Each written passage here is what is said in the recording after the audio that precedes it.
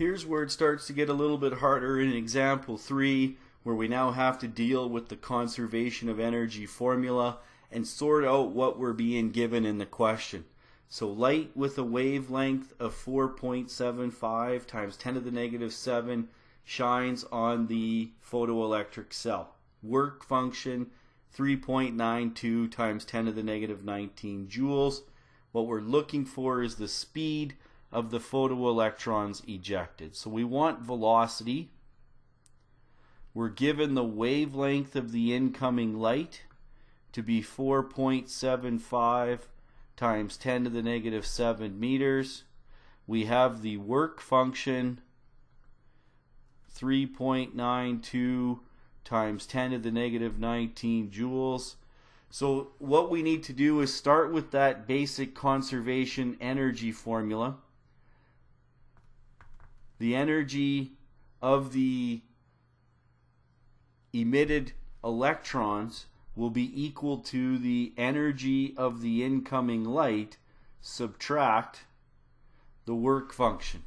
If the energy of the incoming light is greater than the work function, then these electrons come out with some extra kinetic energy. If the energy of the incoming light is less than the work function, then according to Einstein's comments that he made was that nothing will happen, and nothing will happen in this case, if that is the case. Now energy with the velocity in this case, we can write this as energy kinetic 1/2 mv squared. The energy of the incoming light is in terms of wavelength, so we're going to use hc over lambda. W, since we're given work, we're just going to leave that as W. We don't need to write this in terms of threshold frequency or wavelength. All we need to do is manipulate this formula.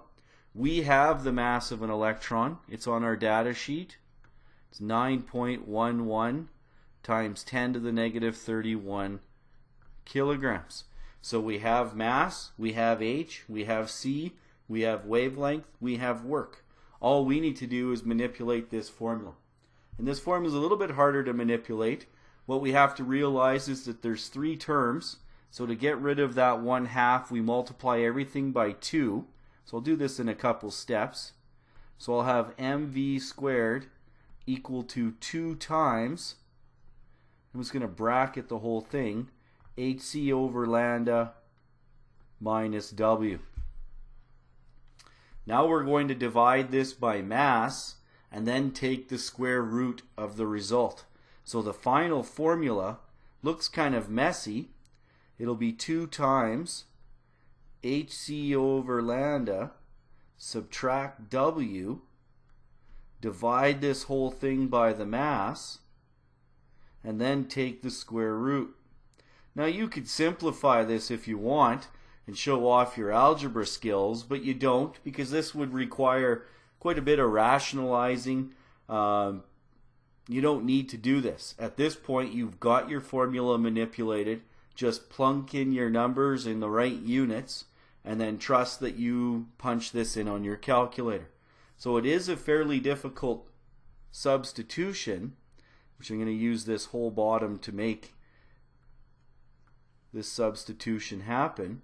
So it's going to be 2 times, and I'm just going to use square brackets, 6.63 times 10 to the negative 34 joule seconds. There's my Planck's constant, times the speed of light, 3.0 times 10 to the 8 meters per second, divided by the wavelength, 4.75 times 10 to the negative 7 meters.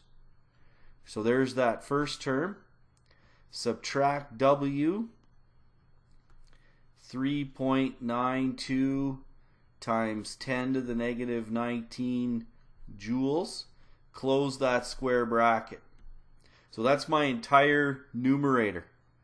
Planck's constant times speed of light divided by wavelength, subtract work, double it. Now divide this whole thing by the mass, 9.11 times 10 to the negative 31 kilograms, and then take the square root of that great big answer. So it is a very nasty substitution. Now the way I would punch this in on my calculator is using order of operations. I would work out what HC over lambda was. I would subtract W, then multiply by 2. Divide that answer by mass, then take the square root of the result. So I'm going to describe it to you while I punch it in. So 6.63 to the exponent negative 34 times 3 to the exponent 8 divide by 4.75 to the exponent negative 7. Then I hit enter. Subtract 3.92 to the exponent negative 19. Hit enter again. Times 2. Hit enter. Divide by 9.11 to the exponent negative 31. I'll end up with an answer before square rooting of 5.87 times 10 to the negative 10. Well, that number is way too big to be speed, because you can't have velocities greater than the speed of light. But if you square root that answer, you get, and I'll have to write this on another slide here, a velocity equal to 2.42 times 10 to the 5 meters per second.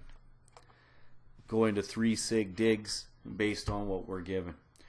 You can save yourself a few steps in terms of punching this in if you're fairly confident on the calculator, but I tend to just kind of follow the order of operations, work out the brackets first, work out the numerator, divide by the denominator, square root the whole thing. This one tends to catch people more on their punching in and substitution step, or it also tends to catch students on their manipulation. What I tend to see a lot of times with this type of question are students will just multiply the HC over lambda by 2, not the HC over lambda minus W by 2. So that third step there, they forget to bracket that, and they get a little bit of mistakes in their algebra. Be very careful. 3 terms, you have to clear the fraction, multiply all terms. Okay. So the answer in this case again, 2.42 times 10 to the 5 meters per second.